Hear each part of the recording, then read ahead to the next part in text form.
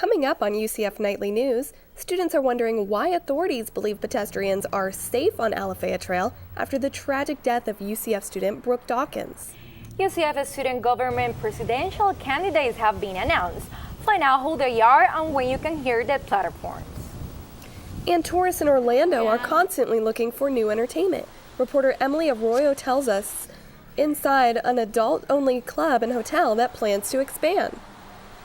We'll have those stories and many more later on the show. Nightly News starts now.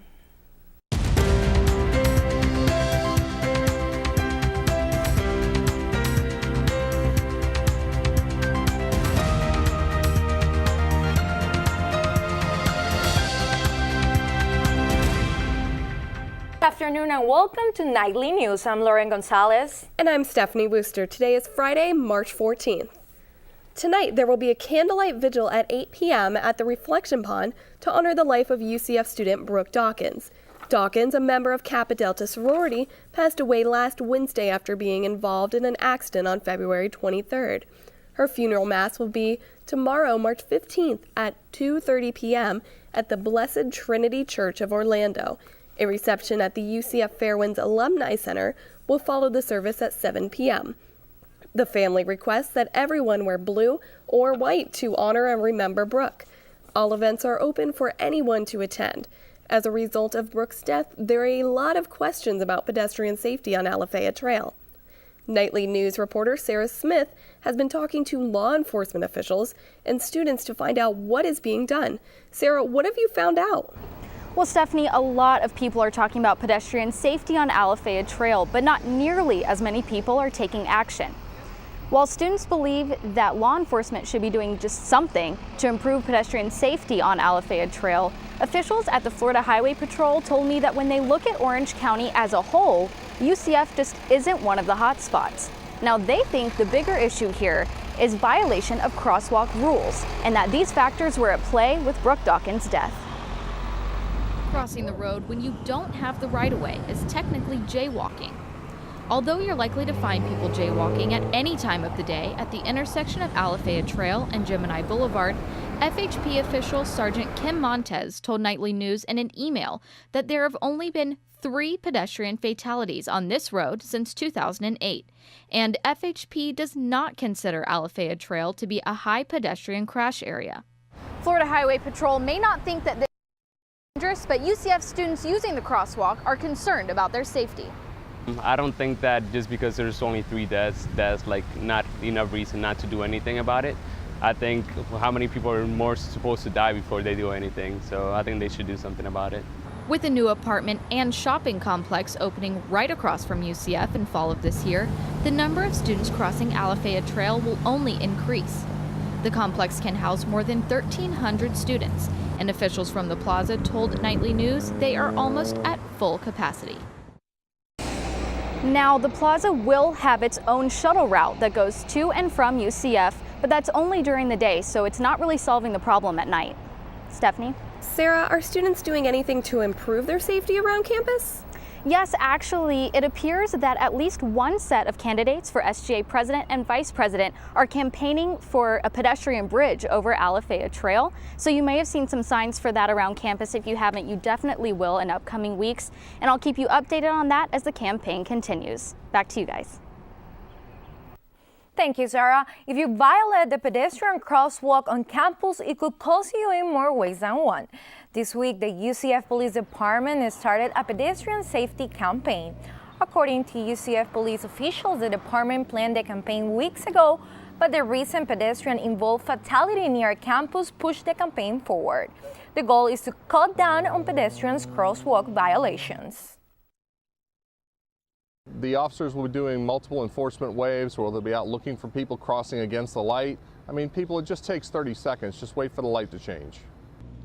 Enforcement will be focused in front of the Rec and Wellness Center on CFE Arena. The department may also patrol some of campus intersections which see a lot of pedestrian traffic. If you are issued a citation, it will cost you $62.50. Enforcement will start March 24th. Watch out, Mickey Mouse. A new neighbor's moving in. A multi-million-dollar adult resort will begin construction later this year close to popular attractions. Nightly News reporter Emily Arroyo tells us about this newest attraction coming to Central Florida. Nestled in Kissimmee, only 15 miles from Disney, the Secrets Hideaway Hotel attracts adults from all over the country for a different kind of amusement. Secrets Hideaway offers guests an open environment for sexual activity, but now owner James Callahan is looking to expand his resort community. Like the Secrets Hideaway, the 5-star luxury Eros Resort and Spa will be a clothing-optional adult lifestyle hub. Callahan believes Eros will help serve what he says is a 12 million member and growing community nationwide. This has never been done before. There's different resorts that cater to nudists, but nothing that caters to the lifestyle. Eros will be another bar, club, hotel fusion. What makes places like this different from regular clubs and resorts is that managers create an open environment for sexual activity. Now, managers here at the Secrets Hideaway tell me that sexual activities are not allowed everywhere on the resort. If members want to take part in private activities, they must come to isolated rooms like this room right here. Now, managers also stress the importance of client safety and say they have a zero tolerance policy for anyone who touches another person without permission. Callahan says he has faced a lot of opposition to his properties. Churches, all the churches in the area, emailed, wrote letters regarding what we're doing here. His company is keeping the new location secret to prevent roadblocks to its construction. The resort is being built.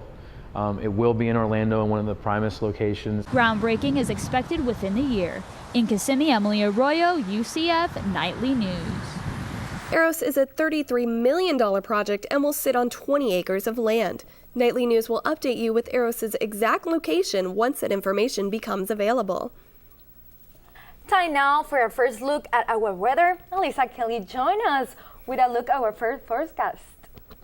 And the forecast looks great today, doesn't it? Yes, it does. It's been a great day so far. It started out a little bit cool today, but then right now you can definitely say it's beautiful outside. It's very warm. We've got a high right now at 76 degrees.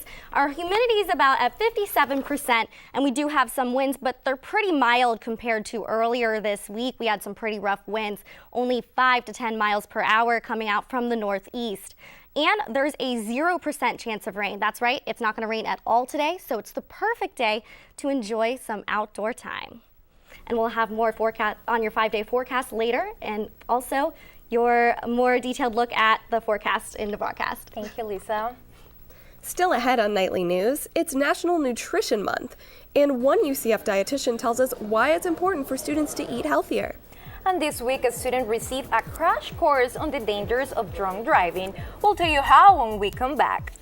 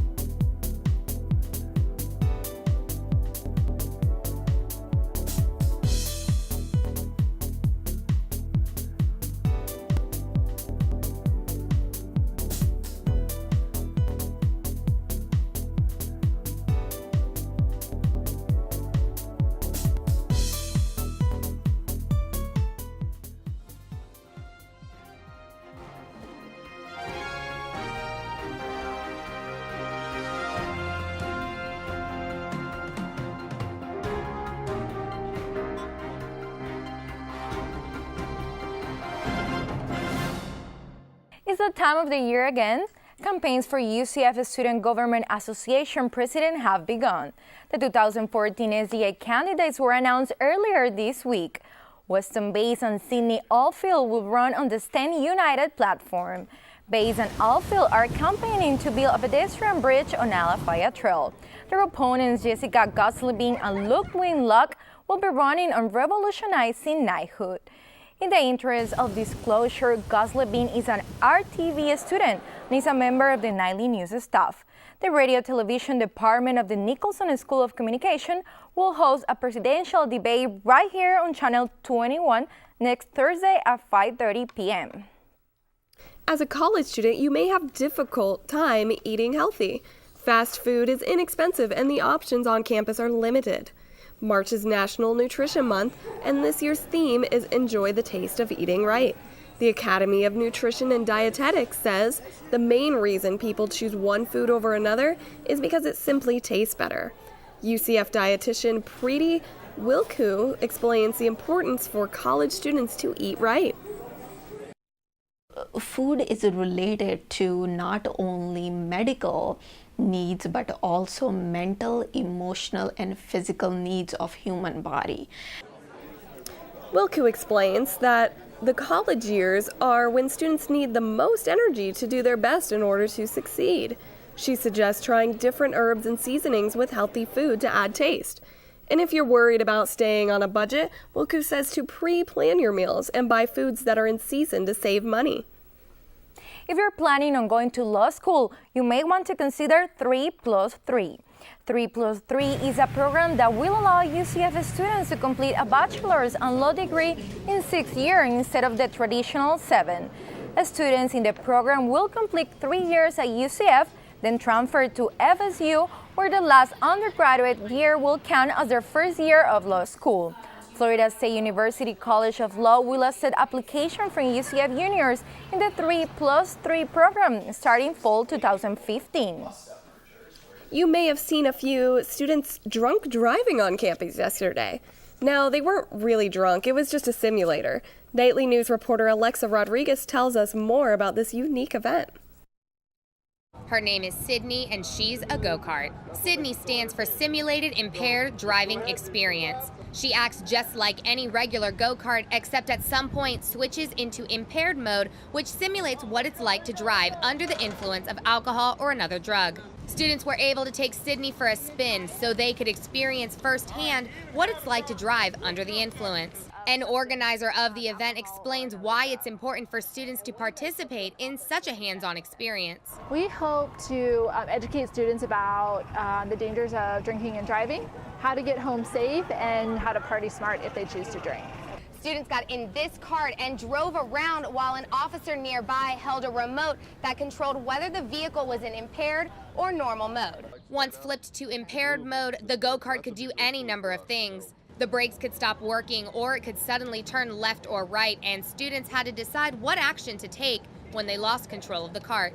One UCF student tells us just how hard it was driving under those conditions. Within second lap, it just kind of swerved, and I lost control at times, almost hit a couple trees, and apparently killed a couple of pedestrians. Tymason says he was never planning on drunk driving, but after this event, it's clear to him why no one should ever get behind the wheel after drinking. In Orlando, Alexa Rodriguez, UCF Nightly News. SPEES advises that students have a designated driver before going out and to use the resources UCF has to offer, like safe rides and night links. The weather has been beautiful this week. When we come back, Alyssa Kelly tells us what to expect for the next few days. Our reporter Claire Davis will join us on the decks to give us the latest news from around the world.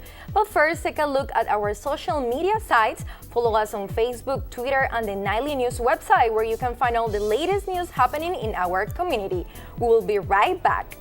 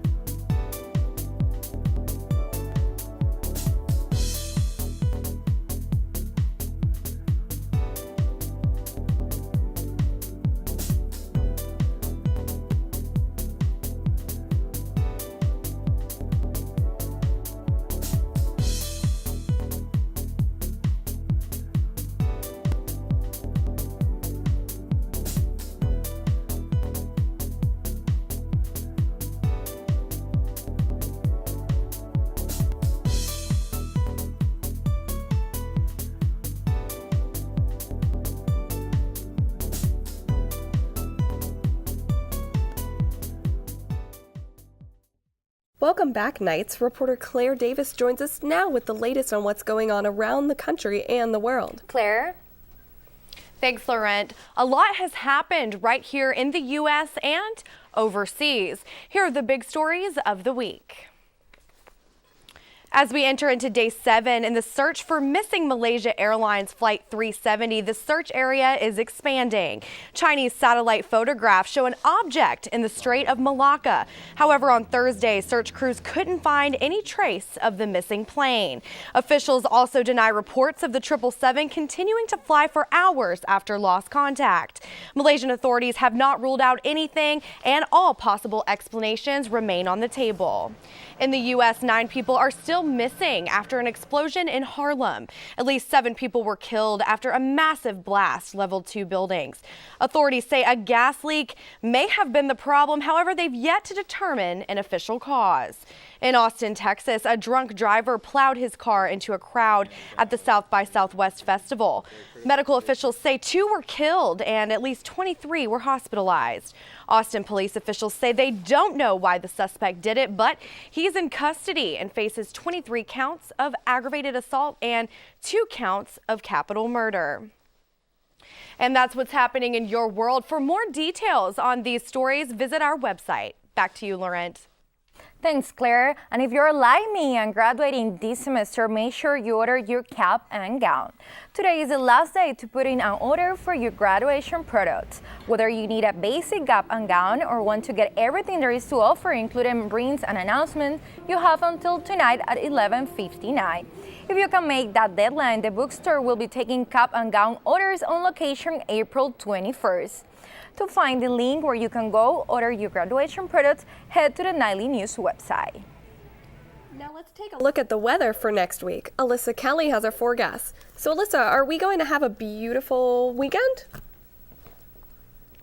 Definitely a mostly beautiful weekend. If you want to take a look right behind me, we've got a live shot of what it looks like outside right now, and it is just beautiful. We've got that 75-degree weather that's going on right now that I've showed you, and it is just going to stay that way for the rest of the day. Now let's take a look at what it looks like around the states today. It's definitely living up to the name as the Sunshine State Florida is, as we have beautiful temperatures and all around our state. In Jacksonville and in Tallahassee is a little bit colder than Orlando, up in the early 70s, mid 60s, and then Tampa's a little bit warmer, and then Miami as well. It's 75 with us. We're actually a little bit warmer than Miami, which is a little odd for us since we're above them. And now let's take a look at what it's looking like around the nation. We've got some varying temperatures here. Of course, our hottest areas are going to be on the other side of the country, not in Florida, surprisingly. It's going to be over near the Southern California, Arizona, and in Texas. And then we in the middle are going to be around the 70 degrees. The middle of the nation is also at 70 degrees. As we go up and up near the Great Lakes and then up near Maine is where the freezing temperatures are going to be happening. It's about 20 degrees up in those big purple areas over there. I'm definitely glad I'm here in the 75-degree weather right now. Now let's take a look at what the precipitation is looking like across the country. We know here right now it's beautiful, but actually if you look around, most of the country is beautiful as well. There's not a lot on this map right here. And as you take a look, we've got a little bit in the middle right over here and then up in the north, but the worst of it's actually going to be up to the west side over here. And now that's about it for our precipitation map. Let's see what the rest of the week has in store for us. Now tonight's going to be about 54 degrees and it's going to be just beautiful. And tomorrow's going to be a lot like today with a high of 81 and there's no chance of rain. Now if you're going into celebrate St. Patrick's Day this weekend on Sunday or on Monday, be aware there is some weather.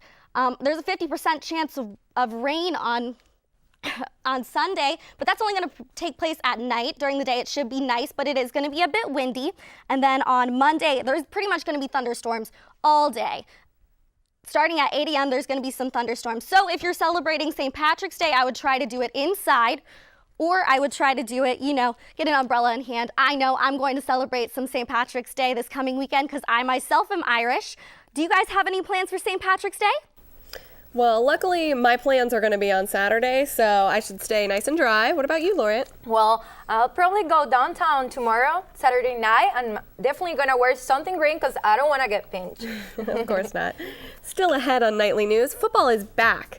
UCF spring football kicked off this week. Find out what head coach George O'Leary said about finding the Knights' next quarterback. Sport is up next.